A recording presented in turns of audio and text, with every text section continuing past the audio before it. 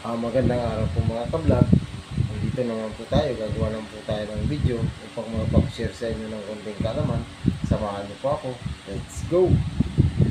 Ayan guys, ang tama po palang sukat sa pagbubutas ng concealed hinge. Ayan, ito, kukuha ka dyan ng 12 mm. Ayan. Lalagay mo siya sa 12 mm. Ayan, nakikita nyo sa 12 mm. Yan yung sentro ng pambutas ng concealed. Tapos dito, kumuha ka lang dyan 11 cm. Yan din yung sentro. Minsan, Gis 15, okay lang yan. Walang problema yan sa hinabaan ko yung guhit para nakikita. Ito naman yung butas niya. Ayan o. 11 to 12 mm. Yan. Nakikita nyo yung guhit na 12 mm na nakasakto siya sa 12 mm. Yan yung sentro ng butas sa concealed hinge. Yan. Ito, laging sentro yan. Yan. Ito yung hinges na kailangan. Ayan. Ayan, tingnan nyo. Ayan, pag ikinabit nyo yung hinges nya, saktong-sakto lang siya. Yung hinges nya, yung 12 mm, sasakto lang yan sa guwit na yan.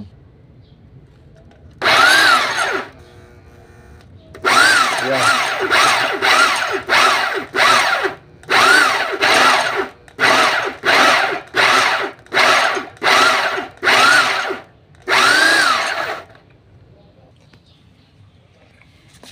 Yan, ayan, nabutasan na natin. Yan yung 12 mm kanina na sinasabi ko. Okay. Lalagay lang natin yan dyan. Swak na swak siya. Yan ang tamang sukat ng pagbubutas ng concealed hinge.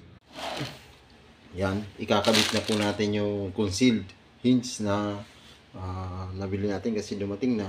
Ayan. Ito nga pala ay Chinese ang pangalan. Dapat pag magkakabit kayo nito, ganito.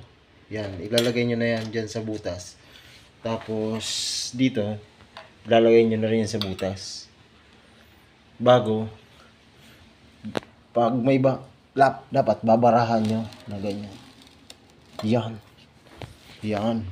Lagi nyong babarahan sa yan, binarahan ko kagaya nito, nilagyan ko ng bara ganyan sa ibabaw para hindi siya tabingi na ganyan, may nakaganyan ng konti, nakatabingi o nakaganyan.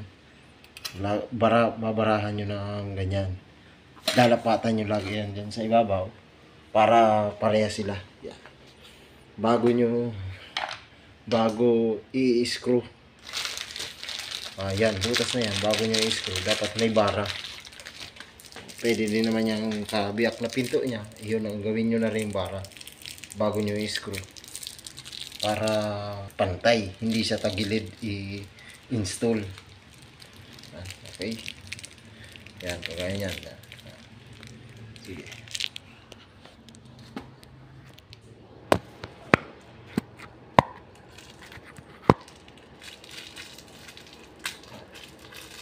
Bago natin i-screw, yan, tiyakin natin na. Yan, pantay siya. Okay. Sabay, yan, i-screw natin. Pwede na siyang i-screw.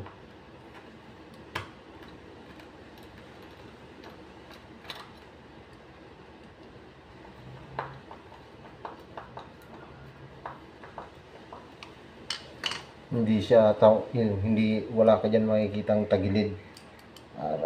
Pag itong mga baguhan dyan, yan, ganyan yung mga diskarte ng pag-install niya.